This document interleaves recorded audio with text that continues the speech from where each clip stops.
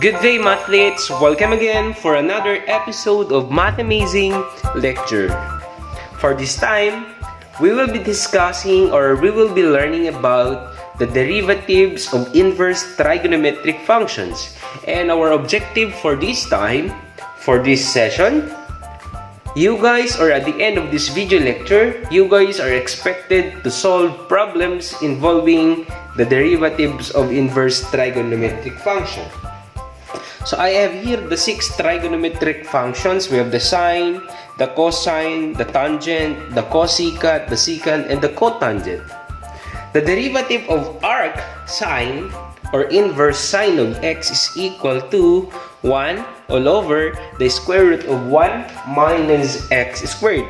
While the derivative of the arc cosine or inverse cosine of x is equal to negative 1 all over square root of 1 minus x squared.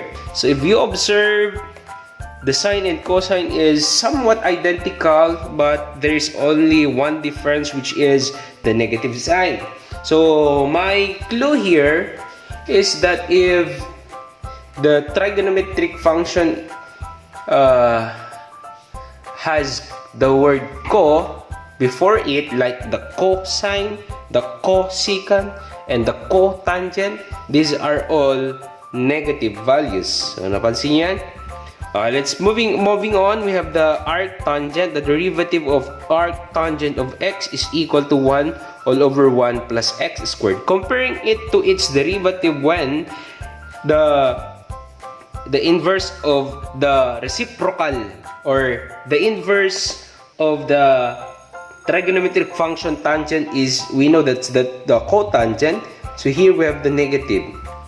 So that's how we simply memorize things in mathematics. You just need to study the pattern. Now, the derivative of the cosecant or arc cosecant of x is equal to negative 1 all over the absolute value of your x times the square root of x squared minus 1. We have here the condition your x must be greater than 1. And the derivative of your arc secant of x is equal to 1 all over. We have the absolute value of x times the square root of x squared minus 1. And here our cotangent, the arc cotangent of x is equal to negative 1 all over 1 plus x squared.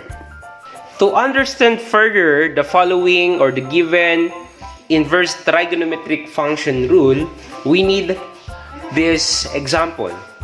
So given y is equal to arc sine of x squared minus 2, we need to get its derivative. Now, solving its derivative, we need to look the trigonometric function used here. So it is obvious that the trigonometric function being used is the arc sine function. So we just need to follow the formula table or the rule table. So here we have y prime is equal to, what is the derivative of arc sine x? It's 1 all over the square root of 1 minus the x, which is your x squared minus 2, the whole of that, times, always multiply the derivative of that angle, which is x squared minus 2, getting its derivative, it becomes 2x. Now, simplifying it further, we need to expand your x squared. I'm sorry, I forget to put the exponent. There is exponent there. Let's expand that one. So this one becomes x to the 4th minus 2x squared plus 4, applying the square of your binomial, times your 2x. Now let's simplify it further. Y prime is equal to 2x times 1 is 2x all over. We have the square root of 1 minus x to the 4th power plus 2x squared minus 4. I distributed the negative or the minus sign inside the parenthesis. That's why our final answer here would be 2x all over. We have 1 minus 4 is negative 3, but I guess I need to write this one in the correct order. we have negative x squared plus 2x squared, or I mean to the fourth power. Negative x to the fourth power plus 2x squared minus 3.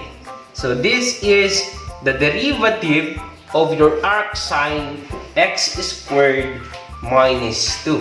Now let's have more examples. Let's take the second example. May I erase this?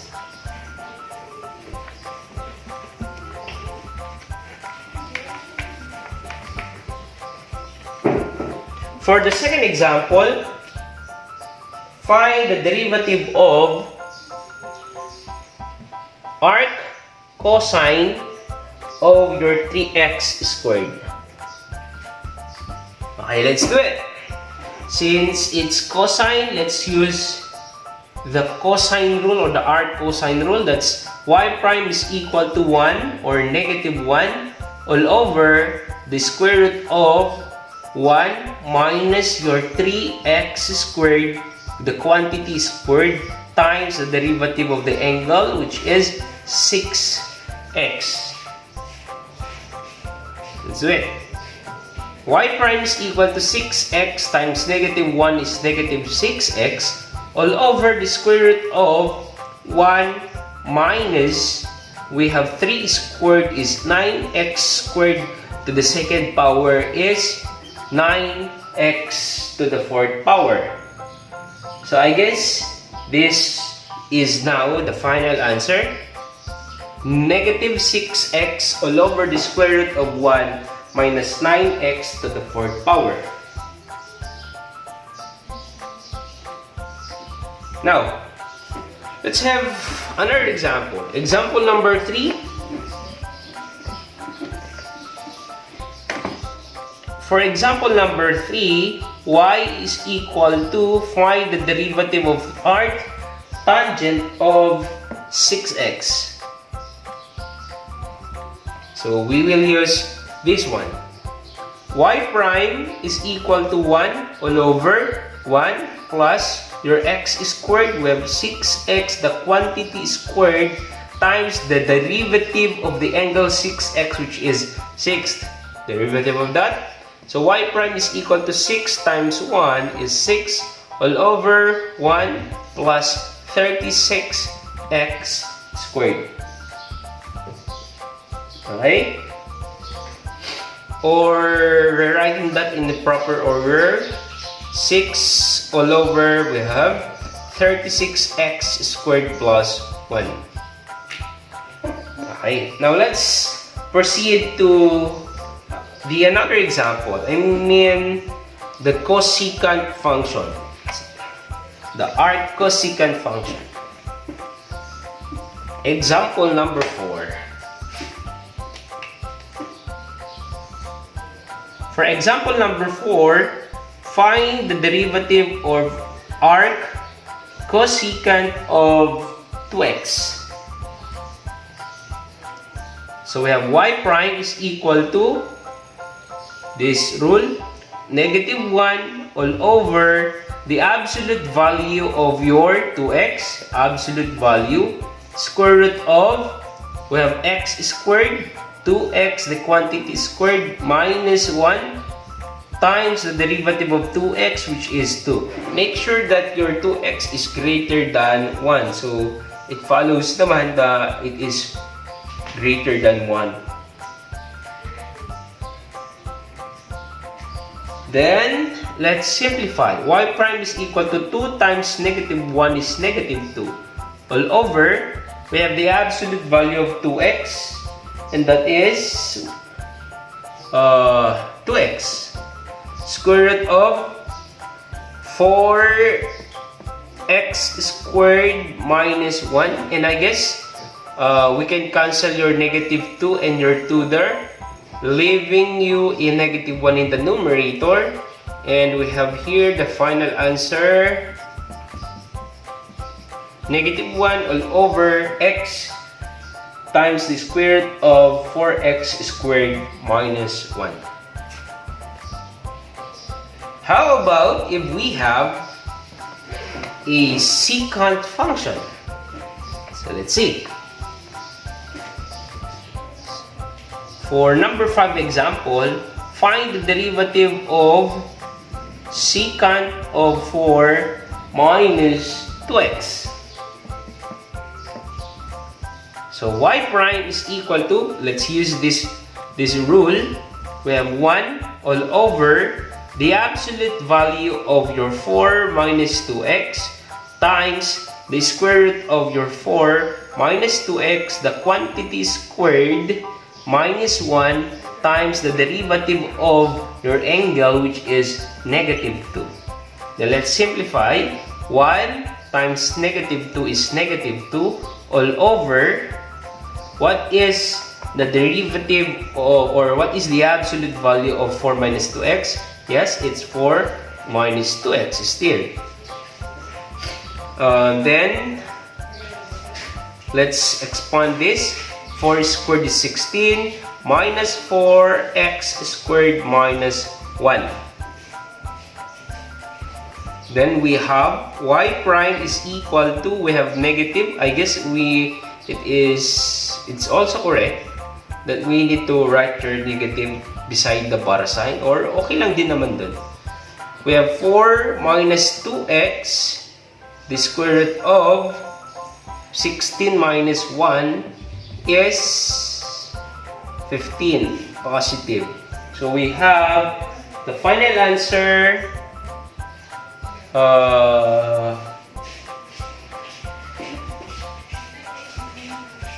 Oops, I guess we missed something here. It's a binomial, so we need to expand it. I'm sorry, I overlooked that one. So let's do it. Here we have 16. What's the middle term? It's 4 times negative 2 is negative 8 times 2 is negative 16x. Then the square of that is positive 4x squared. Okay? Then let's rewrite your minus 1. So I guess I need to rewrite this as 16. So here I have 4x squared minus 16x. 16 minus 1 is 15. So here is the final answer. 1, or we could also, I guess we could also factor this out. Okay, this is not yet the simplest form.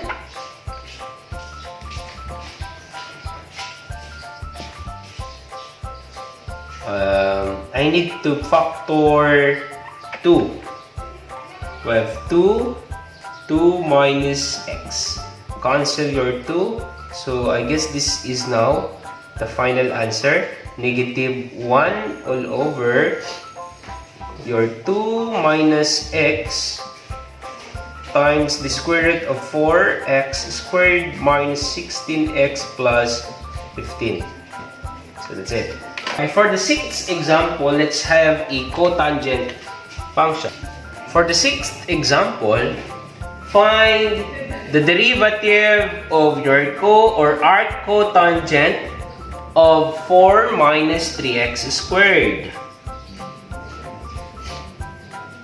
Okay, we have y prime is equal to, let's use this, negative 1 all over, we need to copy 1 plus, let's copy that, 4 minus 3x squared because of this, times the derivative of this, which is negative 6x. Then we have y prime is equal to, let's multiply, that becomes positive 6x all over 1 plus, let's expand, take that, it's a binomial again. So we have 16, 4 times negative 3 is negative 12 times 2 is negative 24x squared. Negative 3x squared is positive 9x to the 4th power. Okay? Then, we have now the final answer. 6x all over, we have 9x to the 4th minus 24x squared. 1 plus 16 is 17. So, plus 17. So, we have the final answer. 6x all over 9x to the 4th minus 24x squared plus 17. So that ends our Math Amazing lecture. I hope you've learned something. Again, dear Mathlets, happy learning!